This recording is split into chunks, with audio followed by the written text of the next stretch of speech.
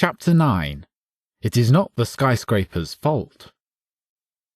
The notion that a record-breaking skyscraper can cause economic crises sounds ridiculous, and it is very much absurd. There is no causal relation between skyscraper construction and the skyscraper curse. The causality that does exist is between artificially low interest rates causing both record-breaking skyscrapers and economic crises. Artificially low rates also cause distortions throughout the economy. Very low rates over extended periods of time are what bring about the record skyscrapers and the economic crises.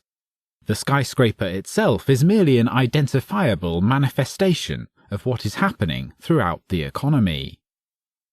There are distortions, also known as cantillon effects, directly tied to the skyscraper, such as what happened with the new lightweight elevator cable.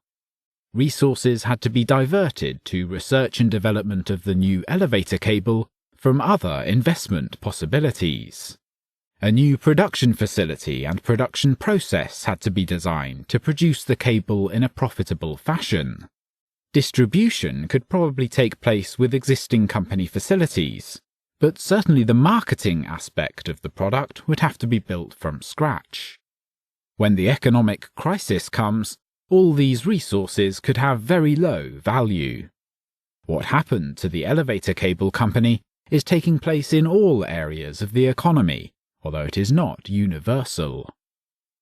This type of distortion is occurring throughout the economy, as entrepreneurs succumb to the lure of artificially low interest rates and embark on investments in more roundabout and advanced production techniques. These investments will later be discovered to be malinvestments, in what has been described as a cluster of entrepreneurial errors, a phrase first used by British economist Lionel Robbins in his description of the Great Depression of the 1930s.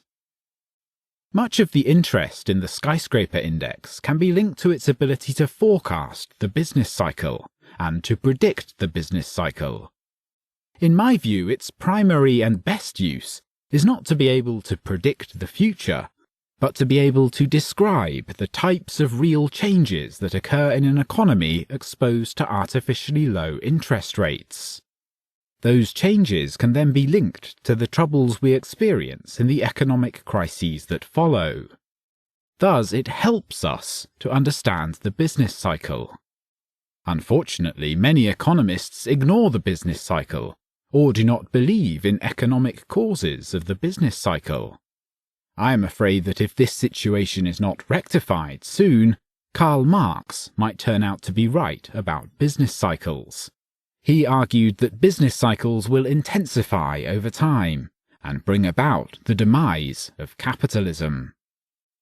In what follows, I review an editorial from The Economist that was published March 28, 2015, under the title Towers of Babel.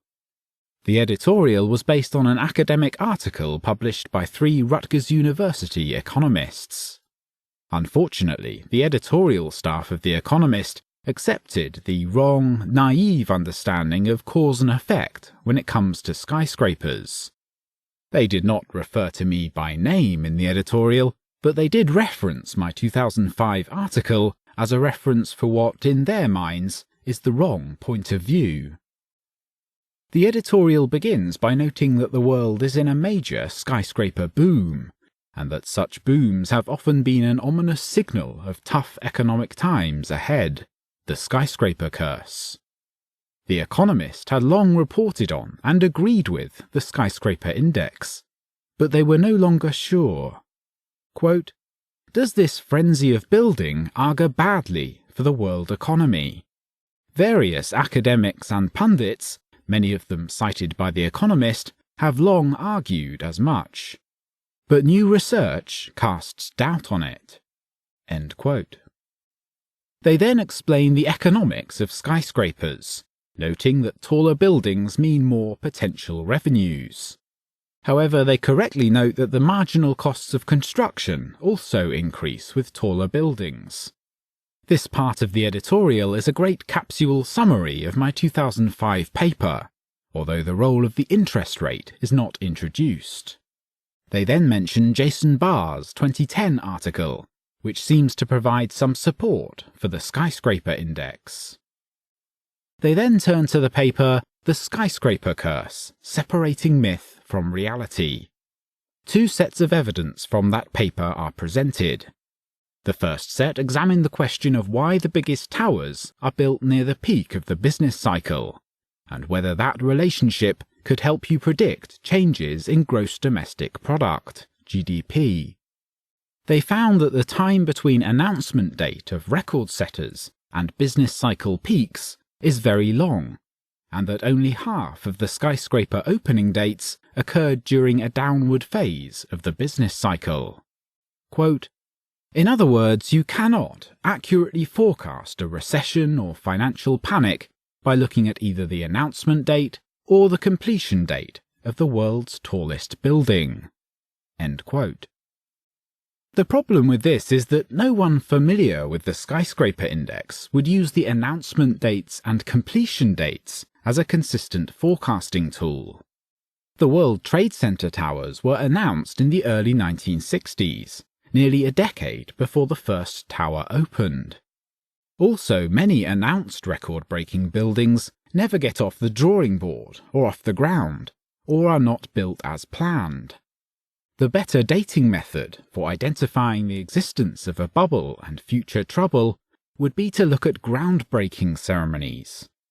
Such ceremonies are an indication that plans have been approved, financing and permits have been obtained, land has been purchased, and any necessary testing has been started or completed.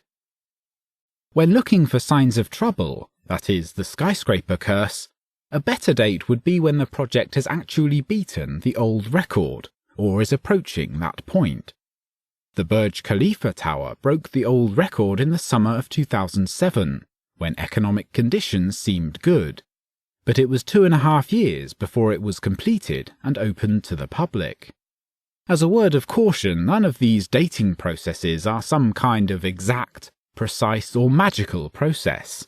They are just rules of thumb based on experience. However, by using announcement and completion dates, the Barr, Misrak and Mundra study exaggerated the amount of error that actually exists. Plus, as the Economist notes, it is based on a very small sample size of 14. The role of clusters or cycles of record-breaking skyscrapers should also not be ignored. To rectify the small sample size, the study's authors turned to a second set of data that includes the tallest building completed each year in 4 countries, which expanded the number of data points to 311. They compared data on tall but not necessarily record-breaking buildings to changes in local per capita GDP, not severe economic crises. As a result, they found that skyscraper construction and per capita GDP were co-integrated.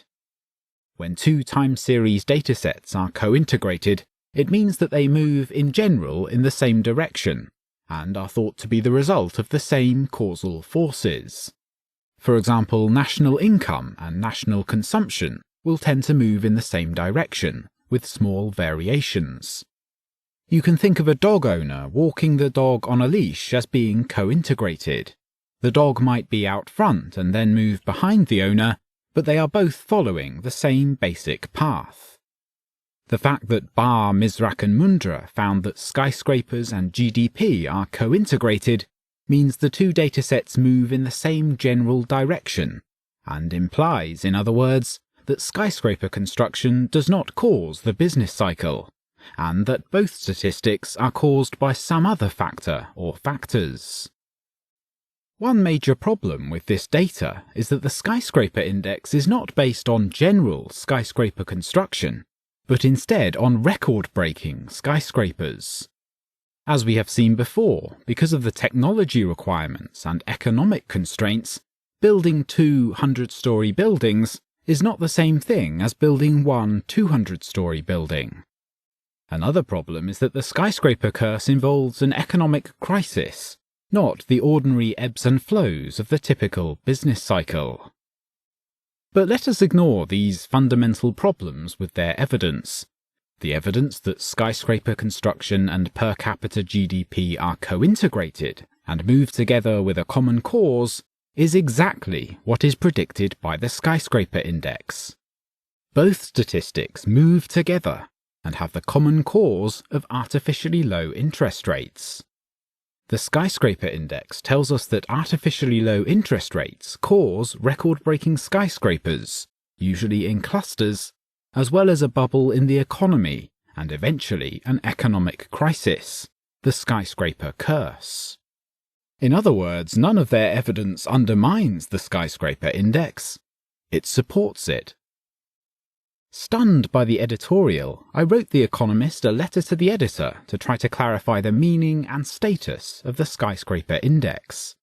That letter of March 30th, 2015 is reprinted here, verbatim. Quote, "Dear Editor of The Economist, thank you for discussing my research and referencing my journal article from the Quarterly Journal of Austrian Economics, Is There Such Thing as a Skyscraper Curse? March 28th.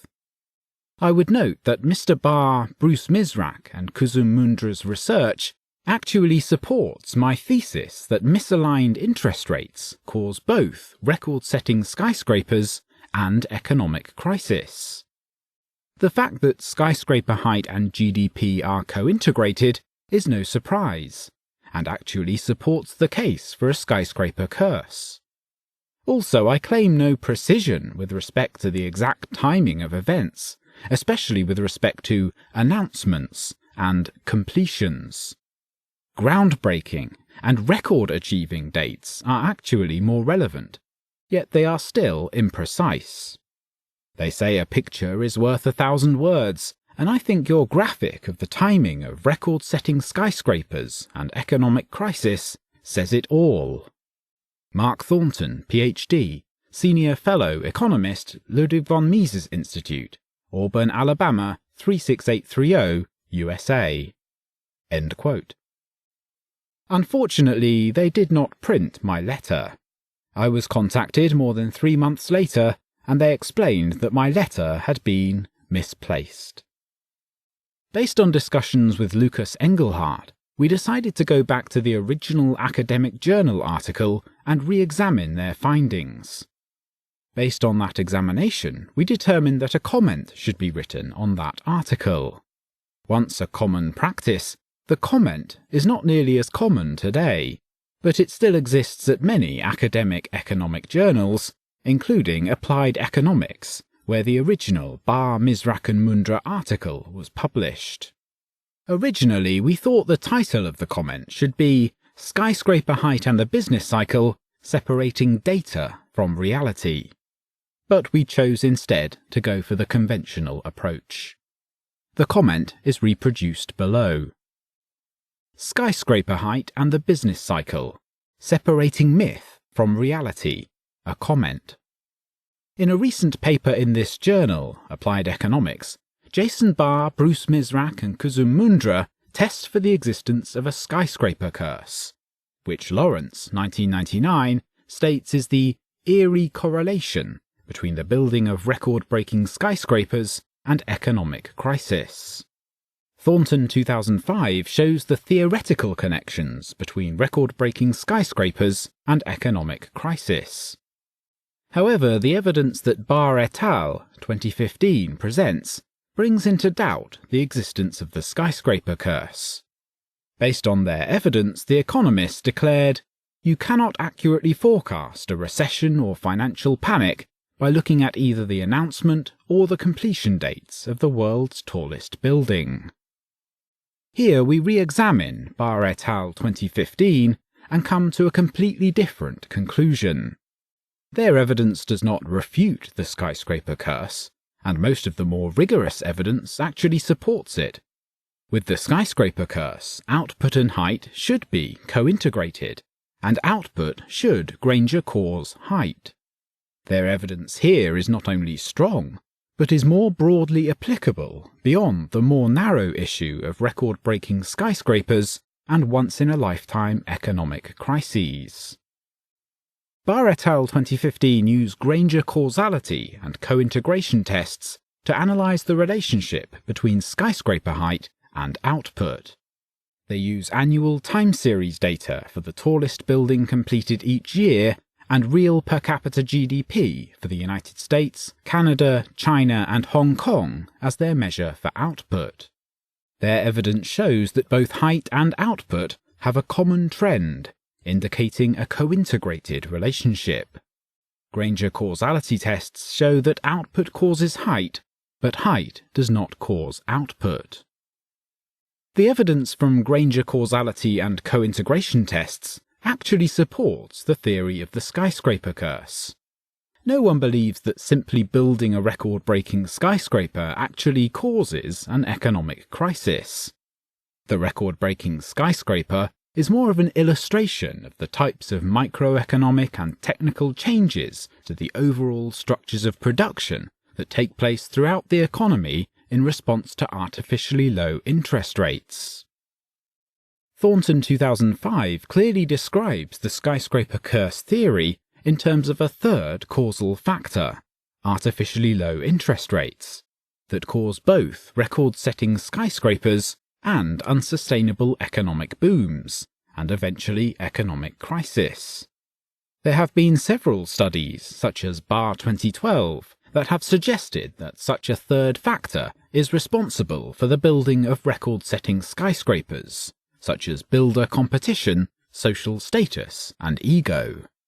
However, in contrast to these psychological factors, artificially low interest rates provide an economic explanation for 1. Record-breaking skyscrapers, 2. The boom-bust cycle, and 3. Changes in social psychology. Therefore, the results of the Granger causality and co-integration tests are completely in line with the expectations of Thornton's 2005 model. In contrast to their Granger causality and co-integration test results, the evidence in Table 1 of Barr et al. 2015 does strongly bring into question the existence of the skyscraper curse. They use the dates that record-setting skyscrapers were publicly announced and the dates that those buildings were opened to the public, and find little correlation with either of these dates and the business cycle. However, there are multiple problems with their evidence. First, neither of these dates would be expected to be well correlated with the business cycle, and especially with major economic crises, except in one sense.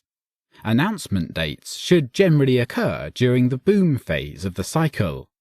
They did find that 10 of 14 announcements did occur correctly in an expansion, and one occurred at the very peak of the cycle. The 3 remainders occur because the nearest US peak is arbitrarily used, placing the 3 announcement dates after a previous peak. Additionally, using NBER peak and trough dates is not a true test of the skyscraper curse, which is restricted to major economic crises. Thornton 2014 suggests that announcement dates should be ignored, and that instead groundbreaking dates should be considered skyscraper alerts, indicating that bubble-related investment opportunities exist, but danger is ahead. Furthermore, the date of record completion, in the sense that the record-breaking height has been achieved, is a skyscraper signal, suggesting that economic danger is imminent.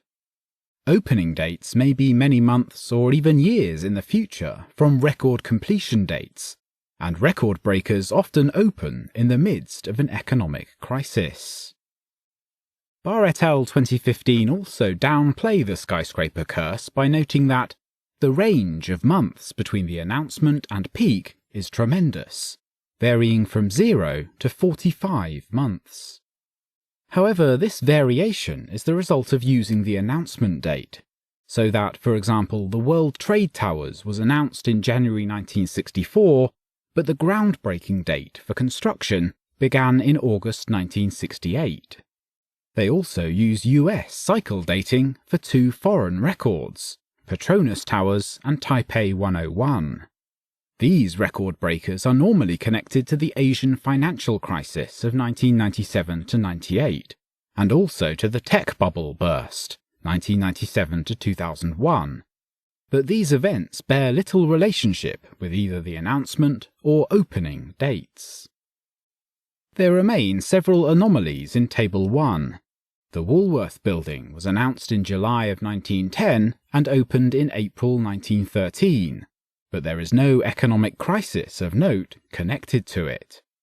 However, the economy did peak and began contracting in the first quarter of 1913 and continued to contract until the fourth quarter of 1914. This contraction included the third worst quarterly decline in real GNP between 1875 and 1918, and was worse than any quarterly performance between 1946 and 1983. The founding of the Federal Reserve System in 1913 and the coming of World War I in Europe in 1914 provided stabilization for the American economy as exports to Europe soared. These two exogenous factors prevented the Woolworth Building from being associated with the skyscraper curse, because the intervention of World War I reversed the deepening economic slump and prevented a historical label, e.g. Depression of 1913-15, from being created. Table 1 also lists the Pulitzer, 1890, and Manhattan Life, 1894 buildings, which, along with the Masonic Temple in Chicago, 1892, and Auditorium Building, 1889, represent a wave of record-breaking skyscrapers that preceded the beginning of the largest contraction in US history, culminating in the largest quarterly decline in real GNP in US history, which was then followed by the Panic of 1893 and 6 years of double-digit unemployment. With these clarifications, 13 of the 14 buildings listed by Barr et al. 2015 come into agreement with the skyscraper curse model.